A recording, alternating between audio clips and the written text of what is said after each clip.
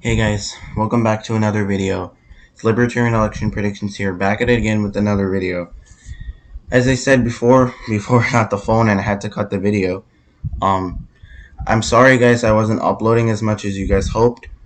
I've been really busy with a lot of schoolwork and I've had AP tests and I have my SAT coming up, so yeah, just bear with me guys. I'm sorry, the uploading isn't as frequent. Hopefully after all those and I have finals after that, hopefully after all that I can probably start uploading more. And I'm thinking about making an election night because I was like, you know what, it's been a long while since I made an election night for you guys. So, and this time I'm gonna try NBC. So if you guys have any ideas and if you guys have templates I could use, I would greatly appreciate that. Anyway, that's not the point of today's video. The point of today's video is we're going to analyze the 2022 Senate elections. So you may already see some states that are marked in red and blue. Red, or meaning they're solid for the GOP, they're not in any contention whatsoever. And then in blue, meaning they'll go blue no matter what, that's not in any contention. So we're going to analyze the 11 competitive races. Oops, I forgot to put Illinois. That's pretty much solid. So now that puts us with 10 competitive or somewhat competitive races. Excuse me. So let's dive into it. So let's first start off from west to east. So let's start off with the state of Nevada.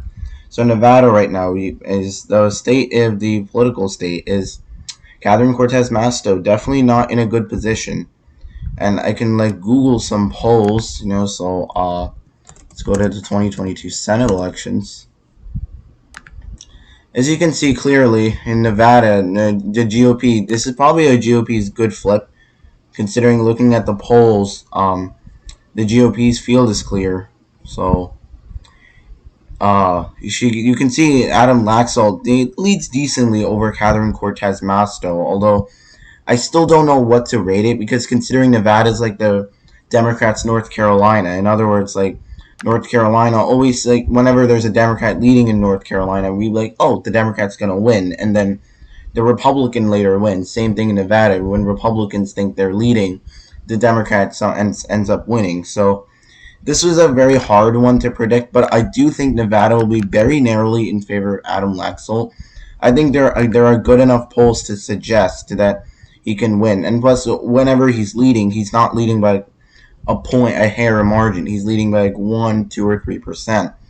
With I think the largest of his leads being 7 points. But that's and quite surprisingly, that's a Democratic pollster too. So I bet they ask a lot of Republican voters in that poll but I'm not sure about that. I think Trafalgar will probably be the most accurate, although I do think the margin it will be relatively close. I don't think it's going to be a blowout for Paul Adam Laxalt, but again, I think that because of the state of the environment and how prices are up and a lot of anger towards President Biden, I can definitely see Nevada going red for 2022. Although 2024 will be a different story, although I'll cover that in another video. Alaska.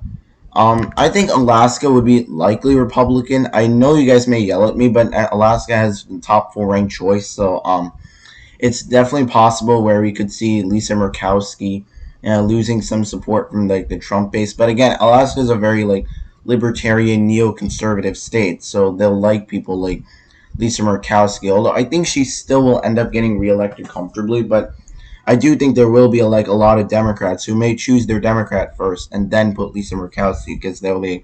I'd rather see Lisa Murkowski in the Senate than Kelly Tshibaka. So I think Alaska would be still likely Republican, but I think it can. But I do think it could be safe. Arizona is a very difficult one to predict because Arizona, Mark Kelly is not as unpopular as we think. Sure, the environment we have to factor in because it's a national race, not a local race where it could be a lot different. But as you can see, all the polls have suggested that he can win. Even the most recent ones, show him leading 17 points, which honestly I don't even know why they do that. Honestly, they just mislead me for some reason. But I thankfully, with some political knowledge, I know that that's not true, and I don't think Kelly will blow the hell out of his opponent. But I still do think, given how the polls have been showing him leading against every single opponent, all of these were administered in 2021 when it was a lot different, but even in a Republican pollster, I see Mark Kelly still winning against a generic Republican. So I think for now, I would say Arizona is tilt Democrat just because of how Kelly's doing, and generic polls are showing him ahead despite the national environment and where we normally see a big pushback on the Democratic Party. Florida is probably likely Republican at this point. I think it still would be somewhat competitive because Florida is not this 15-point red state just yet, but I still do think Florida will still has room for a little bit of Democrats to be competitive. But again, I think DeSantis and Rubio will comfortably win their re-elections. Rubio, we all know why. He's very popular with Cubans. He has a lot of appeal, and it's a red wave. So, and DeSantis, same thing. A lot of appeal to Trump voters, like by suburbanites, and that is the winning recipe in a state like Florida, where not only does the rural vote matter too, but you have a lot of suburban voters too in Florida that are heavily conservative. So moving on to the state of Georgia. Georgia is very interesting because you have Herschel Walker running against Raphael Warnock, and there are a lot of polls that suggest that Warnock isn't as unpopular right now, even though President Biden in the state of Georgia is relatively unpopular. But all the polls have suggested that he's leading, and if we look at the aggregate, it's Walker plus zero point 0.5. But I think Warnock did take the lead in one poll, which is Survey USA, but I don't know who they exactly question. I believe it's Democratic voters they question, but no, I don't believe this poll. I don't think Walker is going to win by 10 points, but I do see fairly that Walker is the favorite to win, although remember, Walker is also a flawed candidate. He has a lot of flaws. And not to say that Warnock doesn't. Like, I remember that incident where he kind of ran over his wife over an argument. But Herschel Walker's scandals, I think, are a lot worse than Warnock's scandals. But again, I think because of the national environment and how the anger and how unpopular Biden is in Georgia, I would say Georgia is lean Republican. All of this could change in the following months. But Warnock, I'd say he's effective. He's proposed the gas tax, and I think he was like the leading proposers of it. So if he can run on that, that could kind of help him in the state. But I think the environment will really factor in. And also in Georgia, Republicans are crushing it this time. Like Brian Kemp is leading by on an average of 5 points against Stacey Abrams. So Georgia, I think Republicans will do spectacular in 2022, and then 2024 is up for debate. We can talk about that next year, but we can talk about that after the midterms. So I think Walker will definitely is the favorite to win, and I think he's going to win by about 1 to 2 percentage points. North Carolina is interesting, but I do think even though Cherry Beasley is well known in the state and has won statewide before, but I still think North Carolina is lean Republican. Let's take a look at the polls and see.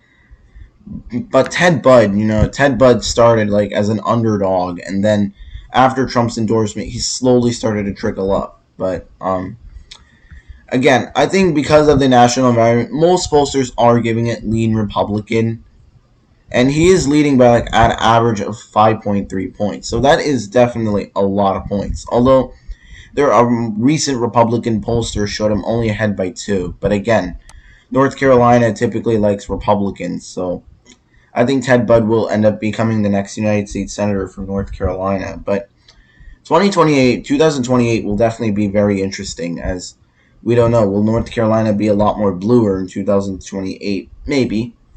Particularly after 4 years. If we get a Republican president in 2024, will North Carolina be blue in 2028? Maybe. So now we're finally back in the North. So Republicans are just 2 seats away from the majority. They need either one of these two, and they're guaranteed to get one of them. Wisconsin, I will be rating that as lean Republican. Why would I rate it as lean Republican? Well, Ron Johnson, not the best of incumbents, definitely is not polling super well. He's not very popular, but again, National Environment will definitely save a lot of these unpopular Republican candidates. They definitely save a lot of these unpopular Republican candidates. But I definitely do see it being Mandela Barnes versus. It will definitely be a Barnes versus Johnson race. But we haven't seen any polls, so I can't necessarily say how well he'll do. But because Ron Johnson has a history of defeating incumbents and defeating his challengers, in a big surprise, like 2016, he took out Russ Feingold, who challenged him again, despite Feingold leading in a lot of polls, and even when the averages were taken on November 7th, he was in the lead, supposed to win, but it turns out Johnson did 6 points better than pollsters suggest. So I think while Johnson will win by around 2 to 3 points. But the governor's race in Wisconsin will be quite interesting because you got a former governor, lieutenant governor, who, well, under Scott Walker, they lost their bid in 2018, but super narrowly though. Ohio, a lot of us know it's a safe GOP state. Why are we talking about it? Well, Ohio is not. Ohio is really interesting because you got Tim Ryan, who represents working class in the working class district in Northeast Ohio. I think it's Ohio 13th. He represents it. Now it's open. I think now it's Amelia Sykes. I think I remember is the Democratic candidate. I don't know who the Republican candidate is. Let me look at the Republican candidate since I am on my wiki. Although I do remember who, I think it was like some, I don't know who that Republican candidate is. Let's see. Where's Ohio? Right here. Ohio. Where's the 13th? Yep. Right here. Madison Jesse Otto. I think Jesse Otto, correct me guys if I spelled and pronounced it wrong, but she was endorsed by Donald Trump. And hypothetical polling, that's not what we need. But they say it's Tiltar and it's gonna flip. But again, that's not really the point. But Tim Ryan, he's definitely like even Trump warned the GOP to watch out for him. Like the GOP shouldn't underestimate Tim Ryan, considering they know that he represents the working class and many of the media call him a Trump Democrat, which I find really interesting that they do call him a Trump Democrat. And I feel like Ryan could make some inroads in rural Ohio, but again, national environment will probably factor in, so Ohio will be likely Republican. And thus, Republicans have officially taken the majority in Congress, 51 seats now. Now we're going to move over to Ohio's eastern neighbor, Pennsylvania. So Pennsylvania will be fairly interesting. Because we still don't know who the Republican nominee is. I think we're going to know who it is next week, but I think it's most likely going to be Mehmet Oz, as like recounts really don't change the vote, change the result. I think at best it maybe moves 1,000 votes or 0.2% at best, but I think Oz is still going to prevail in the primary. And this will be interesting as you have Fetterman, who is definitely not your typical Democrat, Philadelphia Democrat, or a typical Democrat in general. He's like a very populist, working class type of Democrat. And that could really appeal, particularly if we look at the primary. He absolutely destroyed his opposition, where we had moderate Representative Connor Lamb face off against Fetterman. And I think there was even another progressive guy there, but apparently I think he was not well known enough to split the vote and cause a Lamb victory, which honestly I kind of applauded, Fetterman's victory, because honestly he's a Democrat that we need and